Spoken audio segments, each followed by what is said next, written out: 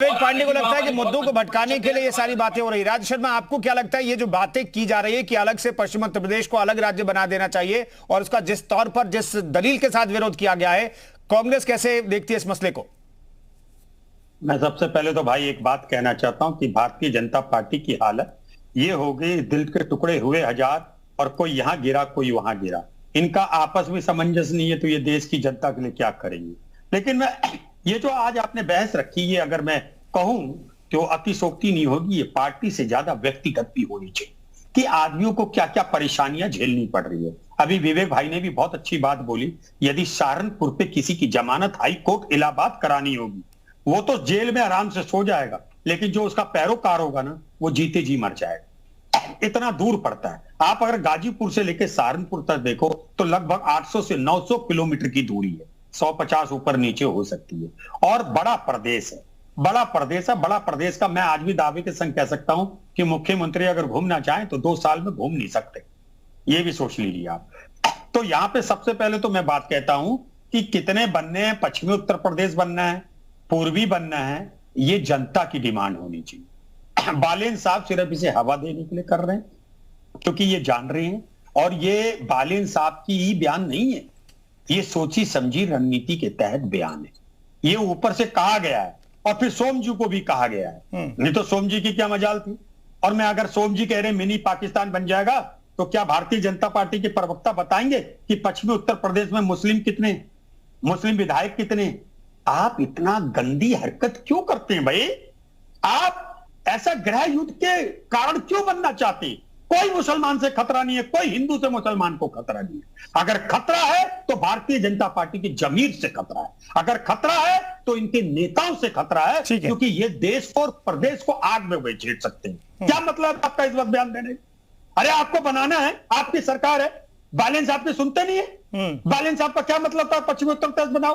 अरे आप लिखिए जाइए, या यूं कह लीजिए कि भाई हमारी तो प्रधानमंत्री सुनते नहीं, हमारे तो गृह मंत्री सुनते नहीं, जैसा कि लोगों में है।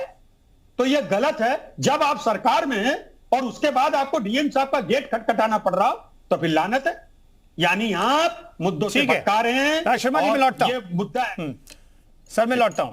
रोहित अग्रवाल जी, आरएलडी चूंकि पश्चिमी उत्तर प्रदेश में ही आरएलडी का वजूद है, अगर अलग राज्य मिल जाए तो राजनीतिक तौर पर आरएलडी के लिए तो ये बेहतर होगा। तो क्या आप लोग डिमांड करते हैं कि हां अलग से पश्चिमी उत्तर प्रदेश बनना चाहिए, और जिस तौर पर जिस आधार पर विरोध किया जा रहा है उस पर क्या आपका रिएक्शन? देखिए, एक बात बिल्कुल साफ है कि राष्ट्रीय लोकदल के लिए बेहतर होगा या नहीं होगा, इससे ज्यादा इंपॉर्टेंट है जनता के लिए क्या होगा। जनता के लिए बेहतर होगा। जनता की डिमांड बहुत लंबे समय से चलती चली आ रही है पश्चिम उत्तर प्रदेश को अलग राज्य बनाने की, जिसको राष्ट्रीय लोकदल निरंतर उठाता रहा है। हमने जनता की समस्याओं को सुना है, जनता के मन की बात को सुना है, और जनता के मन की बात यही है कि पश्चिम उत्तर प्रदेश को अलग राज्य बनाना चाहिए, जो कि इनके एक मंत्री, केंद्रीय मंत्री संजीव बालियान ने कहा है। और संजीव बालियान की आप स्थिति देख सकते हैं कि क्या हो गई है, कि मतलब मुझे लगता है संजीव बालियान को तो इस्तीफा दे देना चाहिए, क्योंकि संजीव बालियान अगर केंद्रीय मंत्री की ये स्थिति है, ये दशा है कि केंद्रीय मंत्री का हंसी उड़ाई जा रही है, मजाक बनाया जा रहा है कि बहुत हल्का बयान दे रहे हैं केंद्रीय मंत्री, तो इससे ज्यादा शर्मनाक तो हो ही नहीं सकता है। तो हमारे देश के लिए कहीं ना कहीं धब्बा है कि हमारे देश के अंदर ऐसे ऐसे केंद्रीय मंत्री बने हुए हैं जिनके बयानों की कोई वैल्यू ही नहीं है। अगर उन्होंने बयान दे दिया है तो अब स्थिति है उनका एक हारा हुआ संगीत सोम, वो ना जाने हिंदुस्तान के अंदर पाकिस्तान ढूंढ रहा है, और यहाँ पे टीवी पे बैठ के भारतीय जनता पार्टी के नेता बता रहे हैं कि ये दोनों तो बहुत हल्के नेता हैं। तो आप समझ सकते हैं भारतीय जनता पार्टी की क्या दशा है और क्या सम्मान है जाट समाज का। संगीत सोम और ये आपके संजीव बालियान ये जाट समाज से आते हैं, और आप इनकी स्थिति समझ सकते हैं कि जाट समाज की क्या इज्जत है भारतीय जनता पार्टी के अंदर। ये साफ दिखाती है कि भारतीय जनता पार्टी सिर्फ और सिर्फ तानाशाह के रास्ते पर चल रही है। राष्ट्रीय लोकदल पुरजोर तरीके से मांग करता है कि पश्चिम उत्तर प्रदेश को अलग राज्य बनाना चाहिए, क्योंकि उसकी भौगोलिक जो स्ट्रक्चर है उसका और जो उसकी आर्थिक स्थिति है वो अलग राज्य के लिए पूर्णतः जो है तैयार है, और उससे कहीं ना कहीं विकास ही होगा, देश का विकास होगा। और ऐसे लोगों को कहीं ना कहीं मुझे लगता है कि सरकार के बाहर का रास्ता दिखाना चाहिए भारतीय जनता पार्टी को, जो हिंदुस्तान के अंदर पाकिस्तान ढूंढ रहे हैं, जिनको हिंदुस्तान के अंदर पाकिस्तान दिखाई पड़ रहा है। ऐसे लोगों को मुझे लगता है कि कहीं ना कहीं जनता को भी संगीत क्यों देख रहे हैं, इसके पीछे कुछ आंकड़े हैं, उससे भी समझना होगा। संगीत सोम को दरअसल फायर ब्रांड नेता कहा जाता है पश्चिम उत्तर प्रदेश का, और आखिर उन्होंने ये बातें क्यों किया कही है, ये जरा समझिए।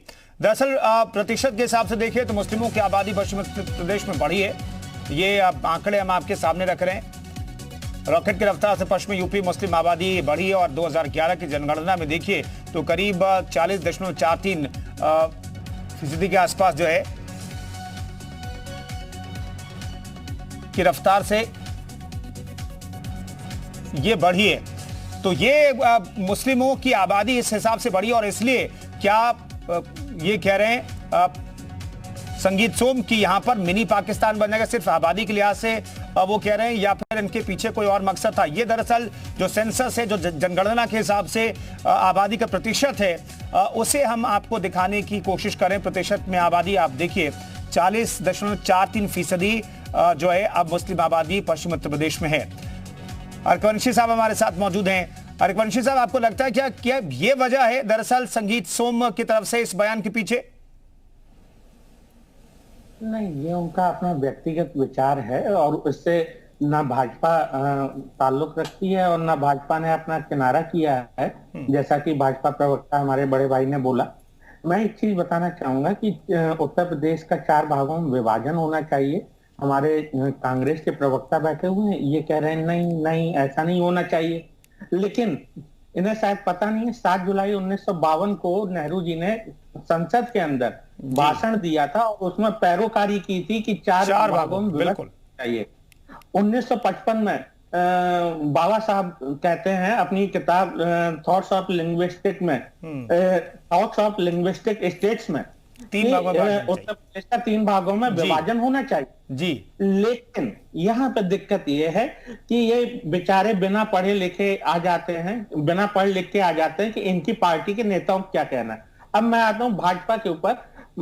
श्रीमती जो सुश्री उमा भारती जी है, उन्होंने 2014 के चुनाव प्रचार के दौरान वादा किया था कि जब उनकी सरकार आएगी तो 3 साल के अंदर वो उत्तर प्रदेश का विभाजन करेंगी। उन्होंने ये स्पष्ट नहीं किया था 4 भाग या 3 भाग, लेकिन उन्होंने ये बयान बुंदेलखंड को लेके दिया था।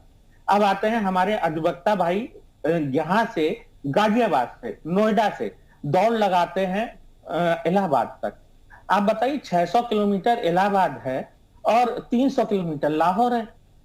तो ये विडंबना है ना कि मैं दूसरे देश में पहुंच जाऊंगा पाकिस्तान में उससे पहले। तो अगर किसी का केस फंस जाए और वो हाई कोर्ट चला जाए तो वहां क्या हालत होती होगी उस व्यक्ति की। इसके अलावा मैं बताना चाहूंगा पूर्वांचल है, पूर्वांचल की आबादी 10 करोड़ है। आप नहीं सुनिए झारखंड बना, छत्तीसगढ़ बना, 3 करोड़ से कम आबादी पर राज्य बन गए। तेलंगाना से बाद में 2013 में बना, वहां की आबादी लगभग 3 करोड़ थी। तो आप मुझे बताइए कि 3 करोड़ की आबादी पे, 2 करोड़ की आबादी पे और 90 लाख की आबादी उत्तराखंड की थी जिस समय राज्य बना, उस पर आप राज्य बना देते हैं। लेकिन यहाँ पे जो पूर्वांचल है उसकी आबादी लगभग 10 करोड़ है, जो पश्चिमांचल है उसकी आबादी लगभग 8 करोड़ है। जो लेकिन अर्कवंशी साहब, हमें समझना पड़ेगा ना, दरअसल जिन राज्यों का आप जिक्र कर रहे हैं जो 22-23 साल पहले बने थे राज्य, या फिर अभी तेलंगाना का राज्य का गठन, उसके लिए बहुत लड़ाई लड़ी लग गई। यहाँ पर कोई लड़ाई नहीं लड़ी जा रही है, सिर्फ बयान दिया जा रहा है, बयान का शिगुफा छोड़ा जा रहा है। डॉक्टर संदीप श्रीवास्तव हमारे साथ मौजूद हैं। सर मैं लौटता हूँ, अर्कवंशी जी मैं लौटता, थोड़ा वक्त की कमी है, दोबारा ब्रेक के बाद आएगी तो आपके पास फिर से लौटूंगा मैं। डॉक्टर संदीप श्रीवास्तव, इस बयान के पीछे का मकसद आपको क्या दिखता है? चाहे अलग राज्य की मांग की जा रही हो और जिस आधार पर विरोध किया जा रहा हो, इन दोनों बयानों का राजनीतिक मतलब क्या निकाल रहे हैं आप? देखिए, ये पहली बार नहीं हुआ। जब 1953 में राज्य पुनर्गठन आयोग हुआ था, गठित हुआ था, उसी समय से ये मांग लगातार चली आ रही है। और ये संगीत सोम का पहली बार बयान नहीं आया कुंदन जी। इसके पहले अगर आपको याद हो, लक्ष्मीकांत वाजपेयी जी ने भी यही बयान दिया था। जब अजीत सिंह ने हरित प्रदेश की मांग की थी तो उन्होंने कहा था कि अगर इसको अलग कर दिया जाएगा तो वहां पे मुस्लिम आबादी को बढ़ते हुए देखते हुए ये कहा था उन्होंने कि अगर वहां पे बन जाएगा अलग राज्य तो वो मिनी पाकिस्तान, ये उन्होंने वाजपेयी जी ने बहुत पहले कहा था। तो ये देखिए बड़ी समस्या नहीं है, लेकिन जो समस्या का समाधान है कि भाई जो अधिवक्ता है या जो भी उनकी प्राइमरी फैसिलिटीज है, उन सुविधाओं के लिए अगर किसी व्यक्ति को 600-700 किलोमीटर दूर आना पड़ता है और वो अपनी जगह पे चाहता है कि उसको सुविधाएं मिल जाएं, तो मुझे लगता है इसमें कोई गलत बात नहीं है और वो कंसेंसस है उनका। और ये लीक से हटकर संजीव बालियान ने बयान दिया, चूंकि खतौली का उपचुनाव वो हार चुके हैं, उनकी स्थिति बहुत इस समय गंभीर मानी जा रही है। ऐसा कहा जा रहा है कि शायद लोकसभा का जो चुनाव आने वाला है 24 में, उसकी उनको शायद ये भय लगने लगा है कि कहीं ये सीट हमारे पास से कहीं और न चली जाए। तो मुझे लगता है इन मायनों में वो महत्वपूर्ण है। और ये देखिए 2011 में अगर आपको याद हो, 12 में मुझे लगता है कि मायावती जी ने 4 राज्यों में कहा था कि वो बंटवारे हो जाएंगे, लेकिन उनकी सरकार चली जाती है 12 या 13 के इलेक्शन के बाद। तो ऐसी स्थिति में अगर आप इस तरह की भावनाओं को जागृत करते हैं और हिंदुस्तान में रह के आप अगर इन विषयों को लेकर, चूंकि ये संप्रभु राज्य है, संप्रभु राष्ट्र है, तो मुझे लगता है जो संगीत सोम का बयान है वो मुझे कहीं से भी एक तरीके से तर्कसंगत नहीं लगता है। वो सिर्फ और सिर्फ वोट खींचने की बात और हिंदू मुस्लिम को एक तरीके से विभाजित की बात करने की बात। आपने अपने डेटा में कहा है कि 40% के आसपास वहां पे मुस्लिम आबादी बढ़ रही है। वो हो सकता है उस पर जो केंद्र की सरकार है या राज्य की सरकार उस पर विचार कर रही हो, लेकिन किसी इस बात को लेकर आप अगर किसी राज्य के गठन को आप रोकना चाहते हो तो मुझे लगता है कि ये कहीं से भी सही बात नहीं है। अगर उनकी सुविधाओं को लेकर उनको गतिरोध हो रहा है, उनको समस्याएं हो रही है, तो उस राज्य का गठन होना अनिवार्य है। डॉक्टर संदीप श्रीवास्तव ये कह रहे हैं कि दोनों ही बयान, चाहे संगीत सोम का बयान हो या फिर संजीव बालियान का बयान हो, दोनों ही बयान जो है वो राजनीति से प्रेरित और वोटों के लिए ये बयान दिए जा रहे हैं। ये चर्चा